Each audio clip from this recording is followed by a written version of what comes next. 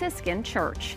I'm Veronica Dudo with EWTN News Nightly. Follow us on social media and join us this evening.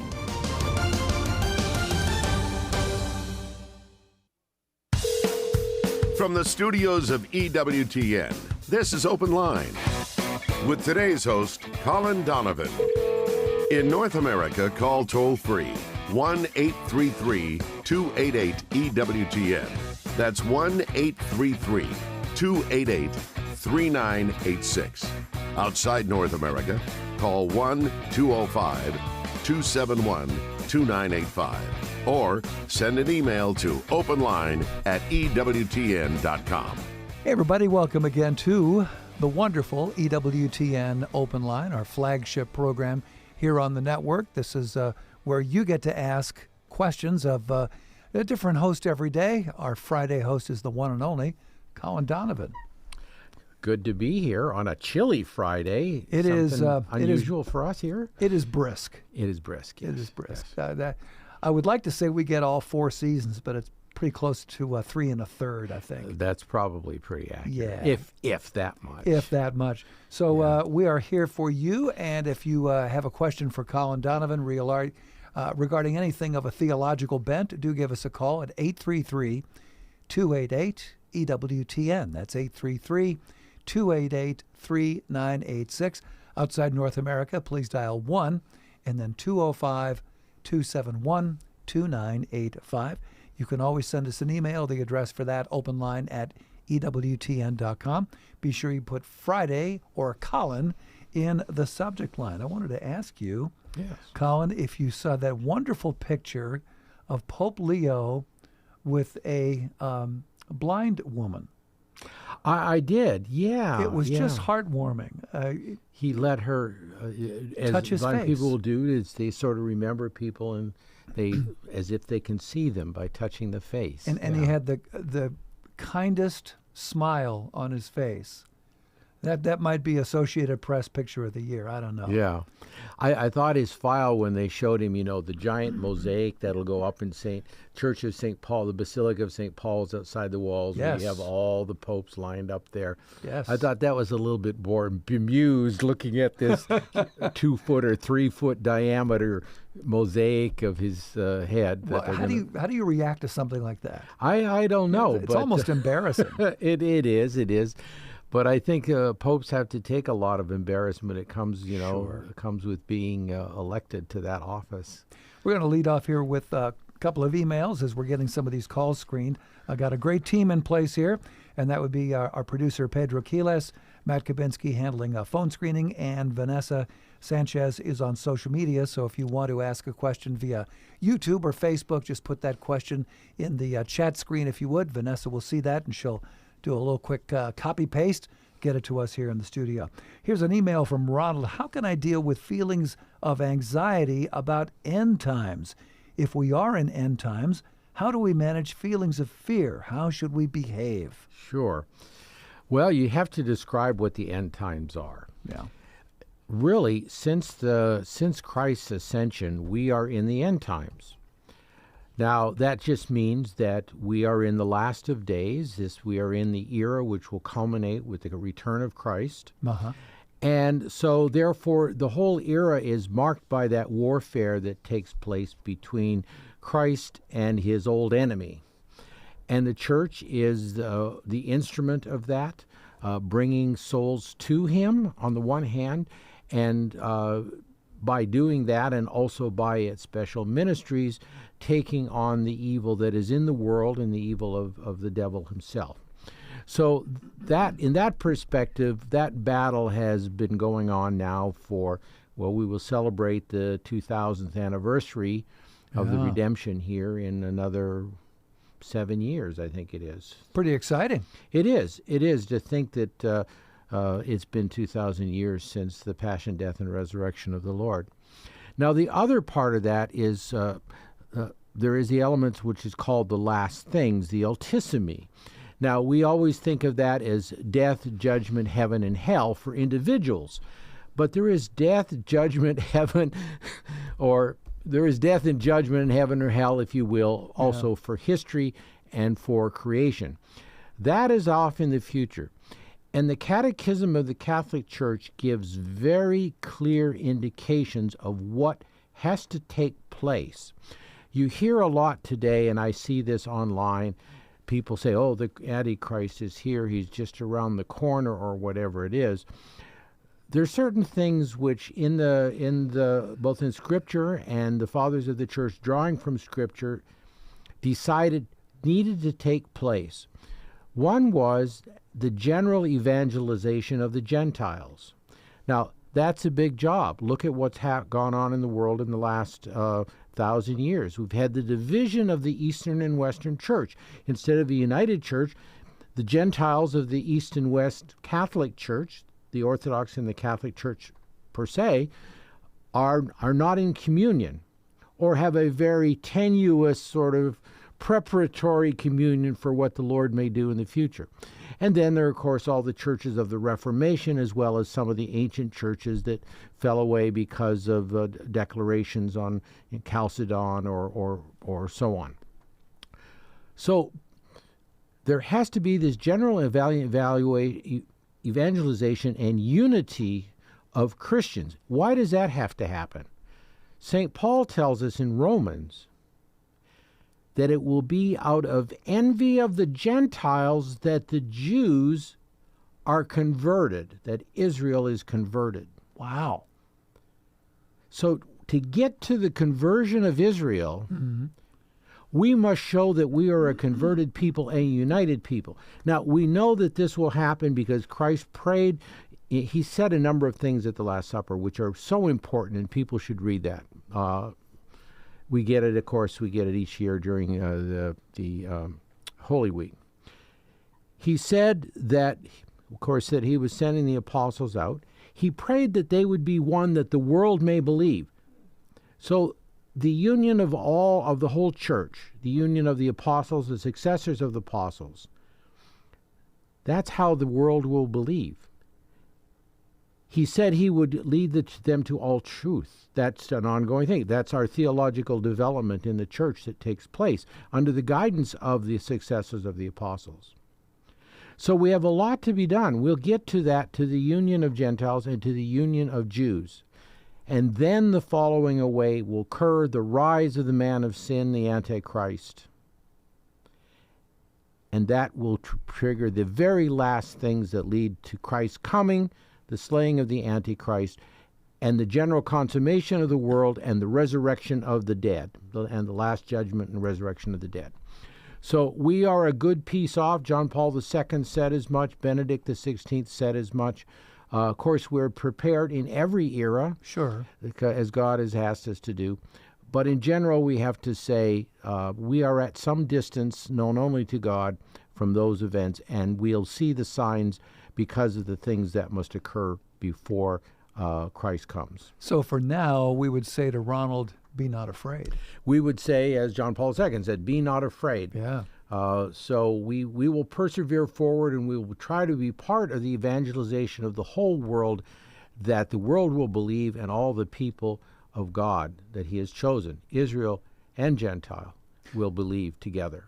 Well, very good. Thank you, Ronald, for your email. A quick question here as we're going to break, and then we'll get to the phones, I promise. This is from Brian. How does the devil tempt people when he doesn't know us like Jesus knows us? Well, he's a good reader of our body language.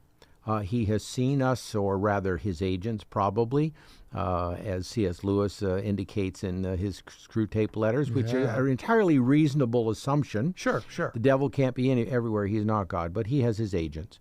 And so in this way, he has a good, you might say he has a good personality test results on all of us.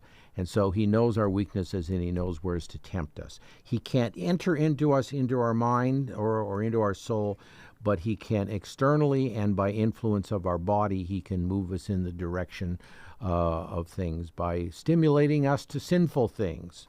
And those are kinds of movements we are called to resist. They come from the flesh as well, and we just resist them generally regardless of knowing whether this is me wanting to do this evil thing or whether there is some hidden force at work. All right, and Brian, thank you so much for your email. And if you would like to send us an email for a future show, we are in receive mode, as a priest friend of mine likes to say. That address is openline@EWTN.com, openline@EWTN.com.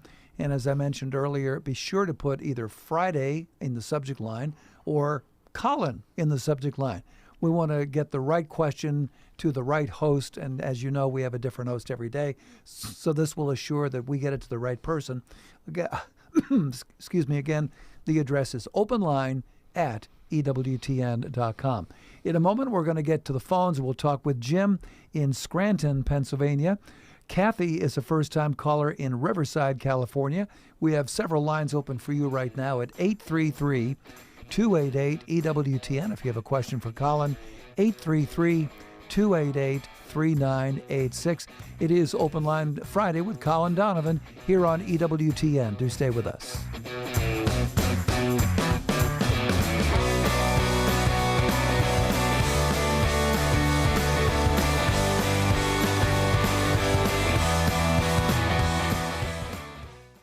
This is Father Wade Menezes inviting you to join the Fathers of Mercy for inspiring parish mission and retreat talks Sunday mornings 4 Eastern on EWTN Radio.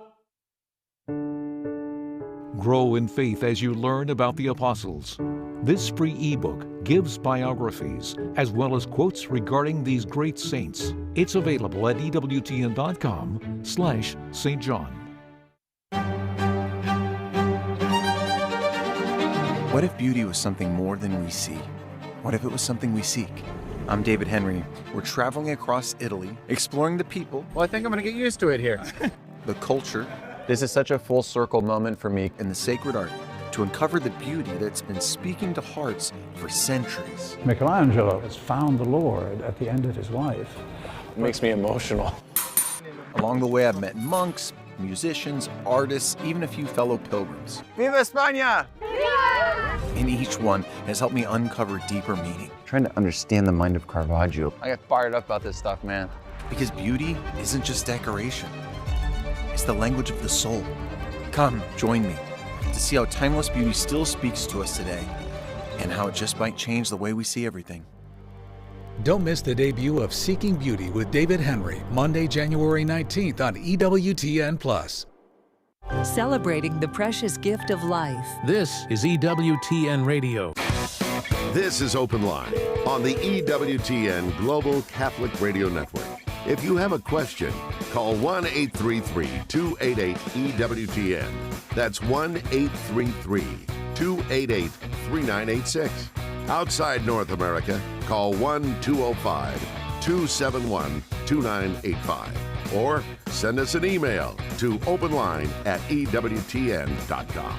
Hey, it's Open Line Friday with Colin Donovan in progress here. Our phone number, 833-288-EWTN. That's 833-288-3986. It looks like 3 lines open right now, so do give us a call. You know, saints are the heroes of the Catholic faith. You may not have thought of it in that exact way, but they are. They serve as examples for all Catholics, showing us how to lead a more satisfying, more spiritual life in communion with our Lord and Savior, Jesus Christ. You can visit our comprehensive documentation of saints who serve as theologians and doctors of the Church. Here's where to go, EWTN.com, click Catholicism. EWTN.com and click Catholicism. And if you're ready now, let's go to the phones at 833-288-EWTN, beginning with Jim in Scranton, Pennsylvania, listening on Sirius XM Channel 130. Hey, Jim, happy Friday. What's on your mind today, sir? Hi, happy Friday, Colin. And you. So mine is a pastoral question around the prayers of the faithful. Mm-hmm. And thinking about keeping in the will of, or being foremost thinking about the will of God. Are we sometimes too specific in asking the prayer of the faithful questions? Because we ask, we pray for the poor, but we pray for something very specific, and maybe it's not God's will on what the specific thing we're asking for, as opposed to maybe we should be asking more general things that are more in line with the will of God. Well, I would say yes and no. As a general matter, at least what I learned in liturgy class all these decades ago now, Probably forgot more than I remember, but we'll hope for the best on this one, Tom. Yes. The analogy of the general intercessions in the Mass is to the intercessions of Good Friday, which we notably, that's been the practice of the Church. And those are indeed general intercessions. So, yes, it's good to pray for the poor. It's good to pray for the civil authorities, and so on, these general ideas. These are very often also elements of the prayers of the Mass themselves, depending on which one is being used. Yeah. There can be those elements. Certainly, our prayers for the dead are included in every Mass in the canon. So some of those things are covered by that. But I don't think it's inappropriate to use, in addition to, or even circumstantially, the prayers which are immediate to this diocese, to this parish, to the people in the congregation, for example.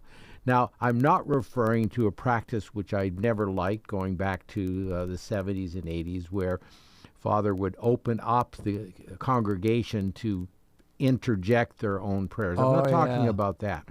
But you may have somebody who has worked who's notably ill, and so you pray for that. You can also pray for all the sick of the parish, or for different categories in the parish as well. So I think there has to be some latitude there. I know of no strict rule on it, but I think as a general matter, the general intercessions were brought into the Missal of 1970 by virtue of the example of the Good Friday intercessions, which are indeed general. So I would say start with the general, and then if there are specific intentions of the parish, then those could be included. The difficulty is that you can't take a poll of the parish and get your 600 or 800 or 2,000, depending, suggestions of what those. So that's not going to be possible. So I think ultimately it's up to the pastor or the celebrant as to what is done in the specific context that serves the needs of the parish for which he's responsible for. Jim, thanks so much for your call. That opens up a line for you right now at 833-288-EWTN. We have two lines open, 833-288-3986. Open line Friday with Colin Donovan here on EWTN. Let's go now to Kathy, a first-time caller from Riverside, California, also listening on Sirius XM Channel 130. Hello, Kathy. What's on your mind today? Hi there. I have a question about making reference to the Blessed Sacrament. Mm-hmm. I've done this myself, and I hear other people, when referring to the Blessed Sacrament, saying it. And I'm wondering, isn't it more appropriate to say he than the word it when referring to Jesus in the Blessed Sacrament?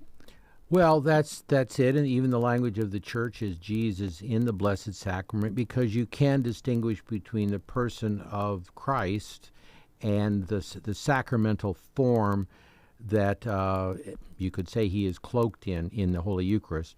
Uh-huh.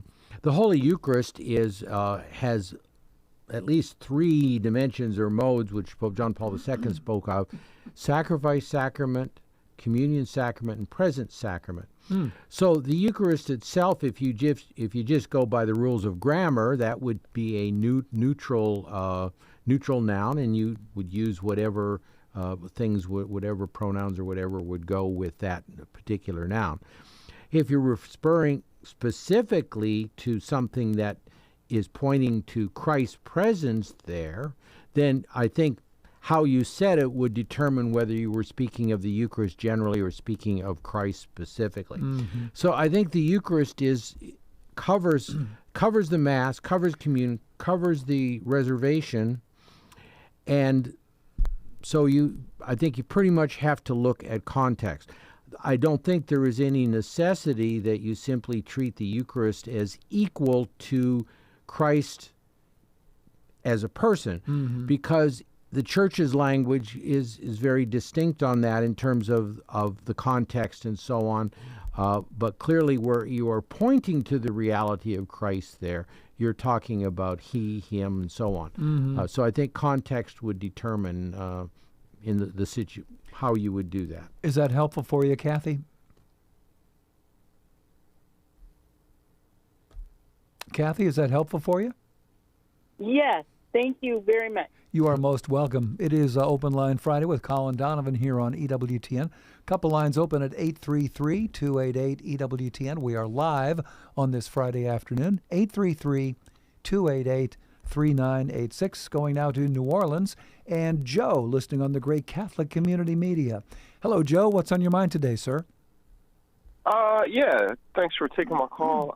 I just had a question about near-death experiences and if the Catholic Church had an official view on that, or if there was any, as far as regarding their perspective on legitimacy of these near-death experiences, and especially those that, meet Jesus or the light or God and that kind of thing, and if there was just, if there was any view on that. Well, I think you have two things going on there. You have the medical question, and then you have the theological question. The medical question, as I understand it, will account for much of the experience, and this has been spoken of, written of, in terms of as the oxygen levels go down and starvation of the brain and so on, those kinds of things. Now, people who are in that state can still be subjects of an intervention of grace, which gives them a vision of God or this or that or other. But the fact of a vision doesn't make it God or Mary or someone like that. So I think you have to distinguish between the medical possibility that stimulates the imagination, and in the context the person is, dying, so they're thinking about God, they're probably thinking of the afterlife, and so that it would not be unreasonable for their mind to run to that. On the other hand, also in that situation, there is the suggestibility of the person. It's the same thing with dreaming. We have a natural process of dreaming, but we are at times open also to the suggestibility of other forces, good or evil. So the angel, God, through our angel, or whomever he wishes, can bring to an individual prophetic dreams, as to St. Joseph, as to in the Old Testament we read about those. That's because we are in a naturally suggestible state. We're disposed to receive them, and the influence of God can influence in that context. The other side can influence as well. So there you have a moral question. Was this God or was somebody else? So I think all of those come to play in near-death experiences. You cannot say, and often the contradictory statements made by people who have had them, who say God is this, that, or the other thing, would be sometimes they're in contradiction of Scripture and Catholic teaching on those things, which means simply, at least as a Catholic, they're not true. Yeah. And one of the other explanations, the natural or the preternatural, the fallen angels, could be brought to explain that situation. So I think in most cases, my attitude on these things is, oh, well, that's interesting. I can't resolve either the medical or the theological in this case. It sounds like, yeah, maybe it could be, or it sounds like that's rubbish. And so I make that discernment very quickly if what is being said sounds like rubbish, and you jump to that. Sure. So that's the difficulty.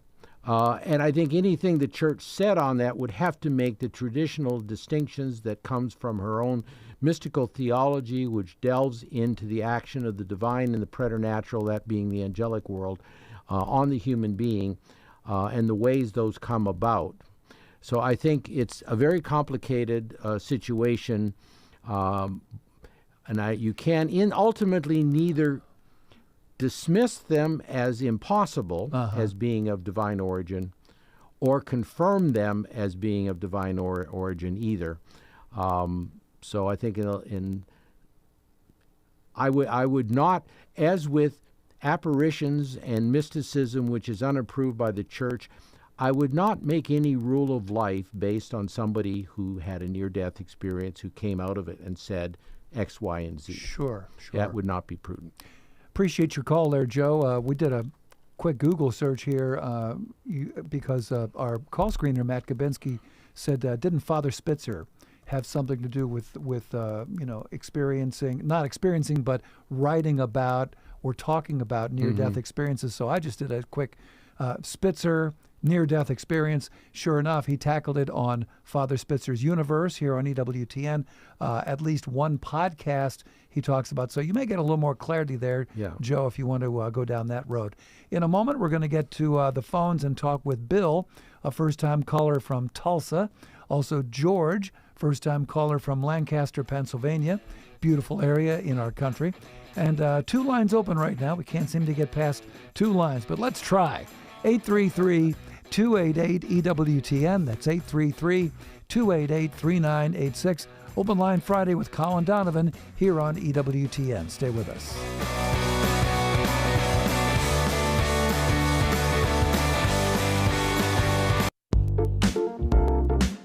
More to life. Women of Grace. Take 2 with Jerry and Debbie. No one does Catholic radio like EWTN. This is Life Issues with Victor Nieves, president of Life Issues Institute. In India, an 18-year-old woman has tragically died after taking chemical abortion pills given to her by her 25-year-old cousin, the man she was reportedly in a relationship with.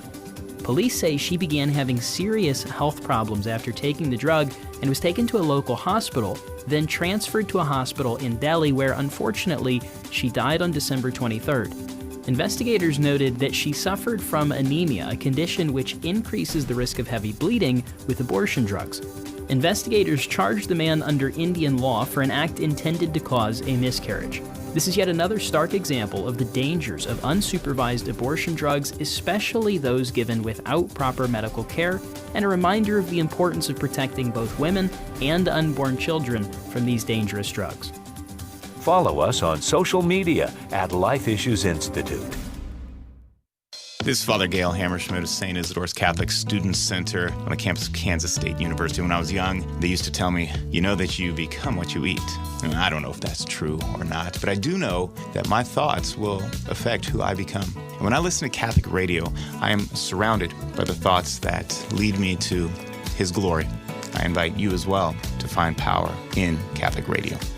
The world needs EWTN Catholic Radio, now more than ever. The way, the truth. This is EWTN Radio. Hi, this is Dr. David Anders. If you just don't understand something about the Catholic faith, Call to Communion is the show for you. Join us Monday at 2 p.m. Eastern on EWTN Radio. Now back to Open Line with Colin Donovan. This is Open Line on the EWTN Global Catholic Radio Network. Still time for your phone call at 833-288-EWTN if you have a question for our Vice President of Theology, Mr. Colin Donovan. 833-288-3986. Before we go back to the phones, got a call from Marie who said, quote, "My family and I recently saw the relics of Padre Pio. We put our phones to the glass with pictures of my family who are in need of prayers. The attendant, whoever that person was, at the exhibition said, our phones are now third-class relics and cannot be traded in or disposed of. Is this true?" Just when you think you've heard it all. I think a couple of years ago I had something similar to that. Really? They visited someplace and, some odd thing to it. Yeah. It is true that something touched to the tomb of a saint can be, and I guess in that sense he's referring to that. Usually it's done more officially than that. And so I've been to San Giovanni Rotondo 3 times now in my life, I think. And you can get third class relics. We see them all the time. Where they have a little bit of clothing that would be second class relic if it's or it says has been touched to the tomb of the individual. Right.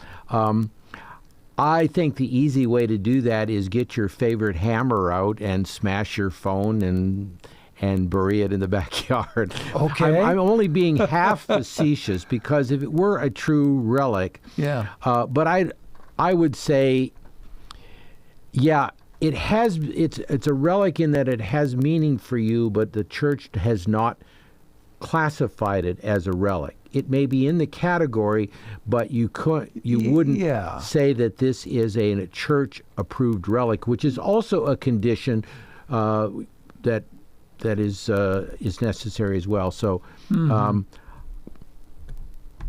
I will leave it at that and let the person's own conscience decide. But I don't think there's any moral obligation to never trade or sell that, because it does not fit into any formal category of relic by which the church has said, oh, this is a relic of Padre Pio. Sure, because it's a very specific term when the church uses it, rather than, my wife says, you really ought to start an EWTN band, because I could play the drums. We'll get, Johnette on probably keyboard, stuff like that, and call the band the Relics. But that's a different that's a different use of the word, isn't it?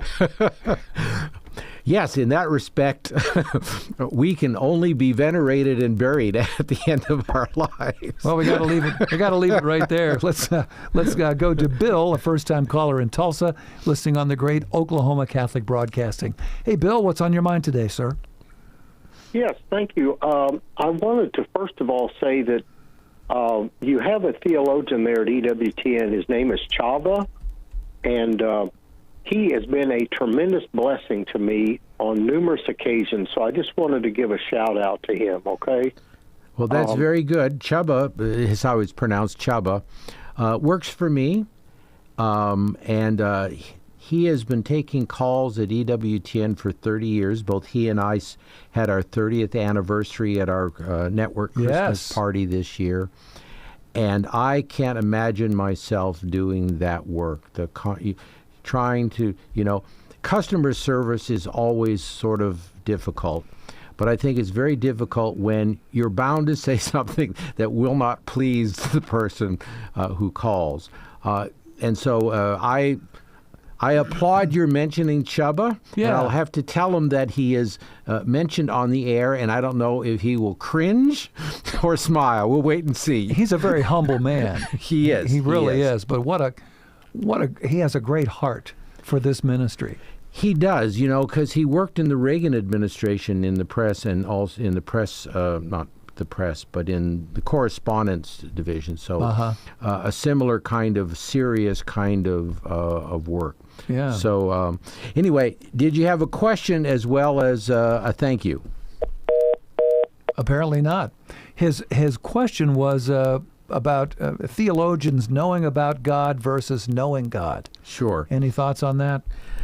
Well, theologians run the risk of Christ's condemnation when, speaking of not Christ, but it was said of Jesus, he speaks with authority, unlike the Pharisees. You could say that today, he speaks with authority, unlike the theologians.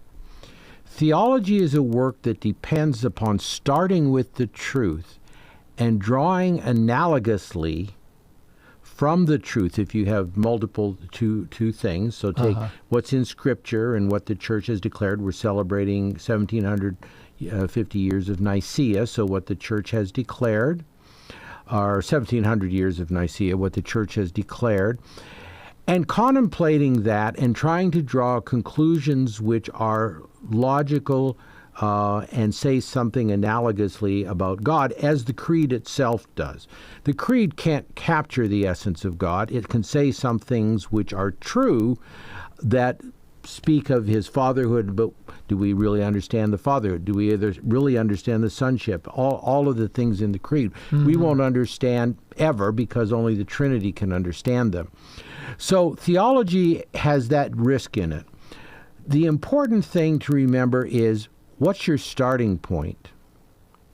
And there's this great this great statement that was made that said, theology is faith seeking understanding.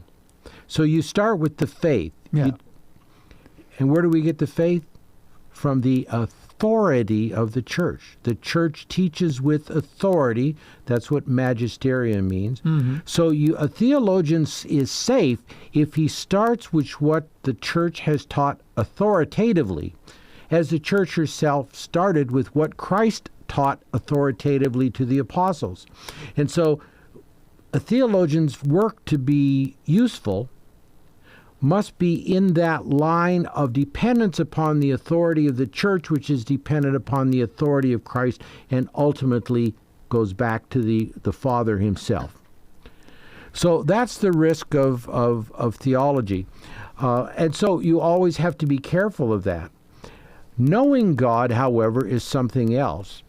That is the degree of communion. Wisdom is a kind of knowing God. We could say you can know God intellectually, but wisdom is sort of knowing God personally. And you do that by having a sacramental life, by having a prayer life, and becoming closer to God as his friend, you might say, and get that kind of knowledge, sort of analogous to the knowledge of spouses. Sure. We use that term knowledge. Adam knew Eve. So we use that term knowledge for a kind of intimate nuptial knowledge. This is the kind of knowledge that we can have of God, but we can only have it if we're disposed to receive his lights, his grace, and draw closer to him in our spiritual life, in our prayer life. So that's the better way of knowing God. It's great to be able to understand theology. Trust me, I love it. But the best thing is to actually know God, and we have to keep on that path to the last of our days. All right, and thanks so much for your call and for your kind words about Chubba. Chubba. It's great to talk about Chubba here on the radio. It's open I wonder line. if that name's ever been spoken on a network. Perhaps not. It's an unusual spelling. I remember that. Yeah. Well, now I'm really going to cause him to turn white. He probably will. That was, I think, his father's name. Is that because a fact? If you put Chubba Vedlik on the internet, he was a great equestrian. They fled Austria when the Russians came into the East at the end of the Second World War. Wow. And so they got to first Germany and then the United States. And then here in the United States, he continued to be a rather well-known horseman. Wow. As far as I know, I'm sure Chubba's been on horses, but he enjoys doing theology and not probably riding horses so much. Gotcha. It is Open Line Friday with Colin Donovan. The things you learn on this program, I got to tell you. Let's go to George, a first-time caller from Lancaster, Pennsylvania, listening on the EWTN app. Hey there, George. What's on your mind today, sir? George went away. What a shame. Well, maybe he'll call back. Let's go to Adam. Adam's a first-time caller in Kenosha, Wisconsin, listening on the great WSFI. Hey there, Abraham. What's on your mind today? Oh, my. Are we having phone problems? Sounds like it.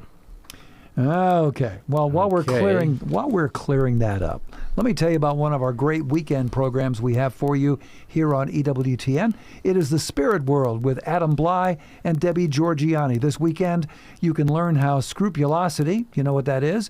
It's an obsessive fear of any imperfection. You can learn how scrupulosity can actually come between you and God. You don't want that. Debbie and Adam explain how to manage it and live in the freedom of Christ. Check it out Saturday morning, tomorrow morning, 11 a.m., and Sunday night, 7 p.m. Eastern Time, only on EWTN Radio. All right, we're going to get to a question here as we're getting the phones squared away. This is from Jason. When was the term Pope first used, and how did things develop from Bishop of Rome to Pope? I'm trying to evangelize my husband, who is kind of hung up by apostolic succession. Sure.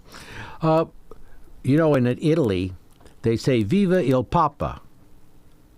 Basically, long live Daddy. Yeah. It's sort of like, sort of like calling God Father. We have the audacity to call the Pope Father. A term of endearment. A term of endearment. And so, in the early church, that was actually used quite more broadly, certainly of the great patriarchs of the different patriarchal sees of Alexandria and Constantinople and I don't know about Jerusalem. It wasn't I think that was a patriarchal see. So this kind of use also is sometimes, I believe, in the East still used for the parish priest, Papa, Pope. Okay. So Pope is just our anglicized form of Papa. And so I think it's more than a terms of endearment. We're back to the authority question. Yeah. If truth comes to us through the church, what is it we're told by St. Paul? That all family or all paternity is from God. So this is why we call our priest father. It's why we can speak of the Pope as our Papa in the church, because they have the authority of the Father. So in a way, because God is not material, when we say our natural father is our father, that's even a step away from spiritual fatherhood. It's applied analogously to the material fatherhood of parents, of the male parent. So how did this come to be limited? In the West, it came to be more limited to the Bishop of Rome. Now, that really doesn't have, or it has some to do with, but not a lot to do with the Bishop of Rome being Pope. The Bishop of Rome is Pope just because he's the Bishop of Rome. Peter was established as Christ gave him authority to strengthen his brothers, confirm his brothers in the faith. In other words, to correct them when necessary, and we see that in the early church. The Bishop of Rome, Clement, correcting the church in Corinth, even though John the Apostle was closer. So an apostle's alive, and he didn't go to the apostle; he went to the correction came from the Bishop of Rome. Rome has spoken. Rome has spoken. And so we see that very early on in the church. We see Irenaeus in the 2nd century saying, if you wish to know where the truth is, go to those sees that were established by apostles, and the greatest of these is Rome. This is in around 200, or maybe a little bit before 200, Irenaeus. So that tradition of the centrality of that all coming out of Matthew 16, 13 through 18. Thou art Peter, and upon this rock I will build my church, and the gates of hell shall not prevail against it. Now, we know Peter himself wasn't much of a rock, and sometimes our Protestant brothers and sisters make a big deal that he was a little weak-kneed when he had to be strong. But that's not what he was. That's not why he was called rock. He's called rock because God gives him the charism of fidelity to the truth. The moral decision whether he's personally going to do the right thing is up to him. And of course, he ran away. He didn't do the right thing. But in leading the church, he was guaranteed that he would be a rock and to be able to confirm the brethren. So that means a unique role with respect to the teaching of Christ. Because that's to be able to say to the other apostles or even the other successors of the apostles, okay, that's wrong. This is not what we hold. So the role of the Pope as a magister, a teacher, and the role of the Pope in governance, all of that comes from Christ to Peter. So Peter died in Rome. He first was, early on, he was in the very beginning the first bishop of Antioch. And then he came to Rome because that was the heart of the beast, as it were. And so this is where he died, and so this is the church. This is Peter's church. Not the one he was at before, but the one where he gave his life to testify to the truth. This is Peter's church, and that's why the See of Rome is where the Bishop of Rome is also the supreme pastor who strengthens his brothers in the faith. And that's basically the logic of it. Any names that have come up historically aren't necessary to the job. Pope. We say His Holiness not because the Pope is necessarily holy. Well, let's not go there. No, we could be here for a few hours talking right. about all the unholy ones. Yeah. But because the things which he administers are holy, the faith, the sacraments, Those are the holy things that the Pope administers, and so therefore that's the purpose of that title. But the titles come from the reality, not the other way around. Appreciate that. Thanks so much for your email. We were able to get Abraham back on the phone here in Kenosha, Wisconsin, listening on WSFI. Hey there, Abraham. What's on your mind today, sir? Hi. Thank you for taking my call. First-time caller. My question was if y'all were able to maybe explain the lineage of Jesus Christ in the Gospels. I know they, as far as I know, twice in the Gospels, and the names are a little bit different. I was just wondering if you could explain that. Sure. Well, on the one hand, I forget which one is doing this, but is to show, I think it's, if I'm not mistaken, feel free to correct me, Abraham, that in the Gospel of Matthew, because he's writing, we believe, to Jews. Initially, we got the Greek by way of the Hebrew he wrote in, or so assert the early church.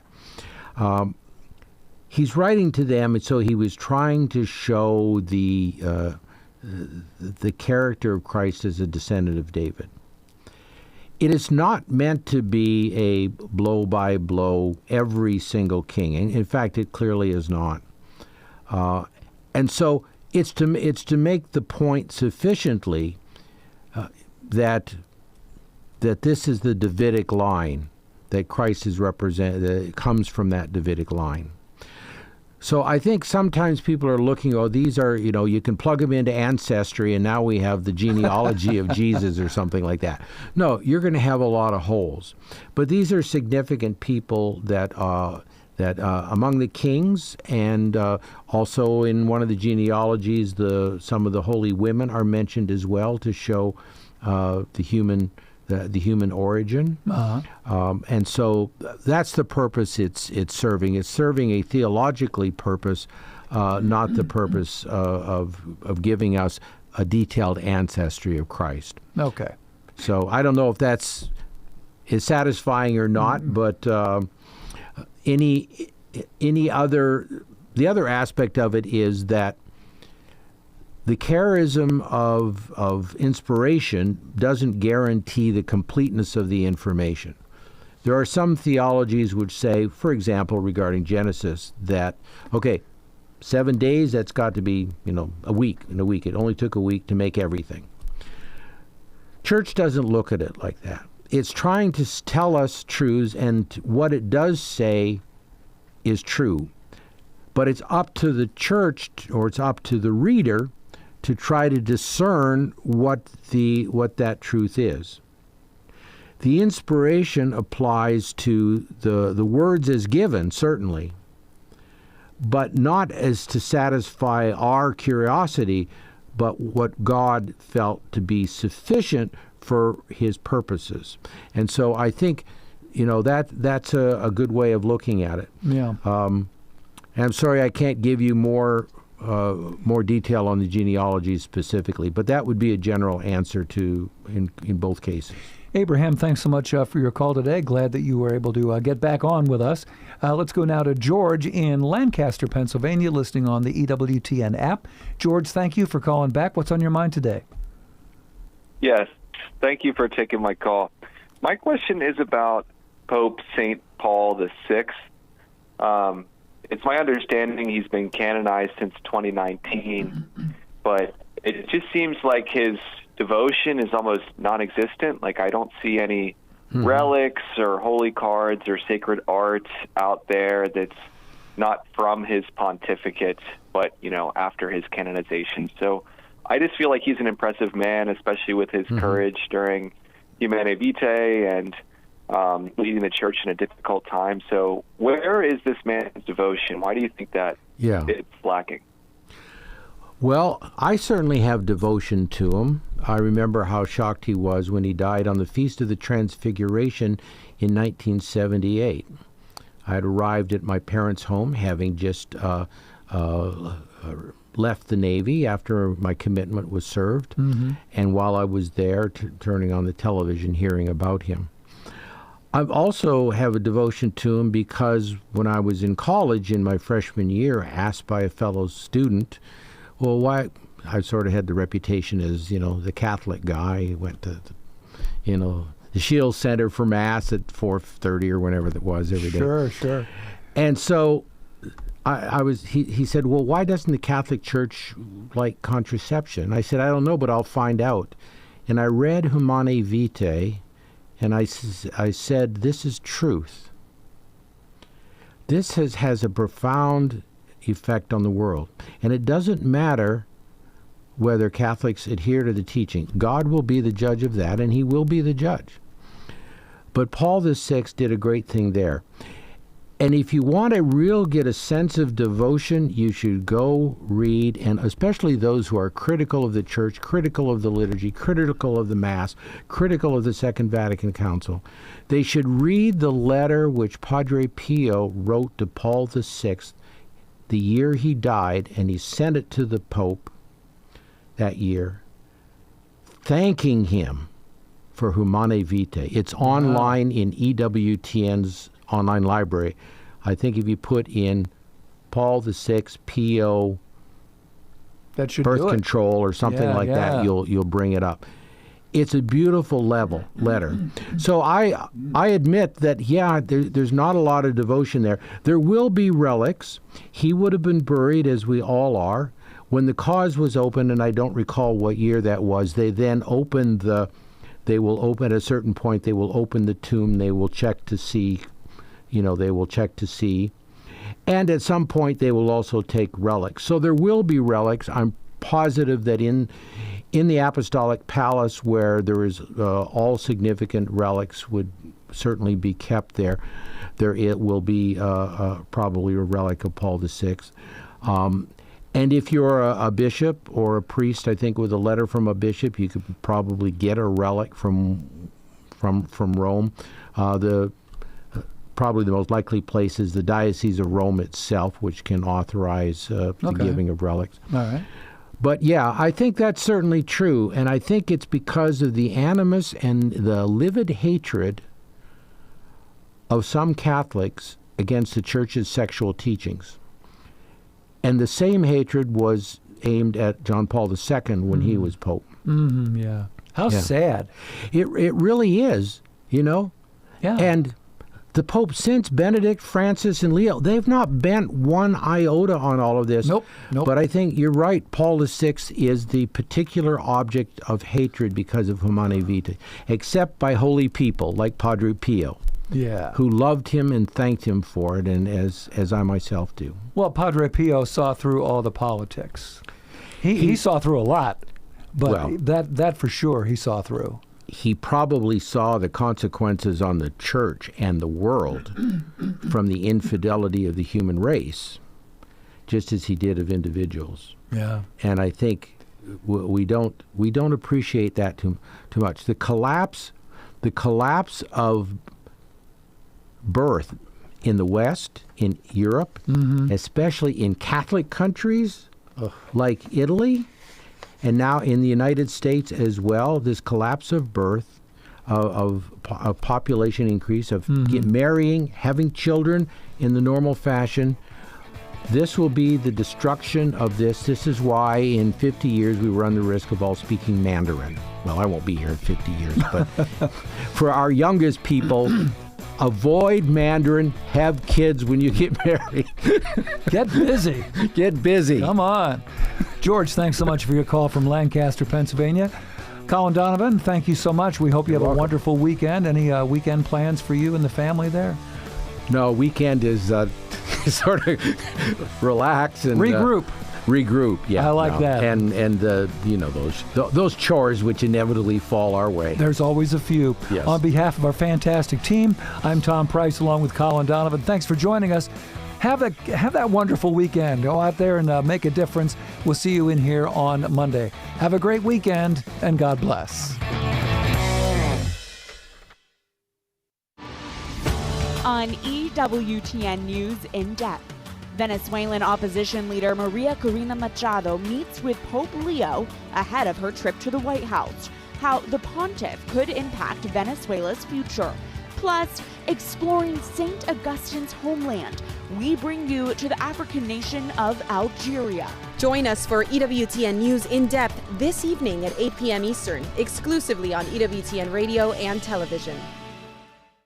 Protecting the sanctity of life. This is EWTN Radio. On the next Beacon of Truth, understanding the Bible and Soulful Psalm 89. I'm Deacon Harold Burke-Sivers. Join me for Beacon of Truth next.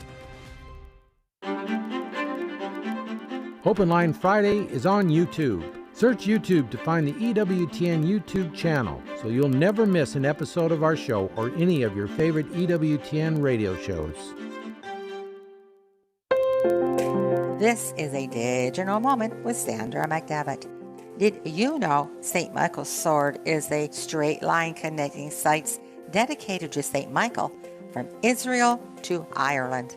St. Michael's sword symbolizes St. Michael's defeat of the devil, good versus evil. Stellamon's monastery in Haifa, Israel is the start point. Next, Greece says St. Michael Panamoritas. The line continues to San Angelo in Italy, where St. Michael dedicated a cave to himself. Piedmont, Italy has Sacre di St. Michael. Normandy, France is next with Mont Saint-Michel. Cornwall, England boasts St. Michael's Mount. Finally, the very craggy island of Skellig in County Kerry, Ireland. All places of pilgrimage and all connected by a straight line. I'm Sandra McDevitt for EWTN Radio. Ever wonder about the power of prayer? St. John Chrysostom states that prayer and converse with God is a supreme good. It is a partnership and union with God. As the eyes of the body are enlightened when they see light, so our spirit, when it is intent on God through prayer, is illumined by His infinite light. Let God's infinite light be your guiding light. Ask Him to guide you daily in your prayer, work, recreation, home life with family, and your friendships. This is a Messy Family Minute with Mike and Alicia Hernan. Summer's here, and one of the most important things you can do with your children this summer is waste time with them. One of the best ways to waste time with kids is by playing with them.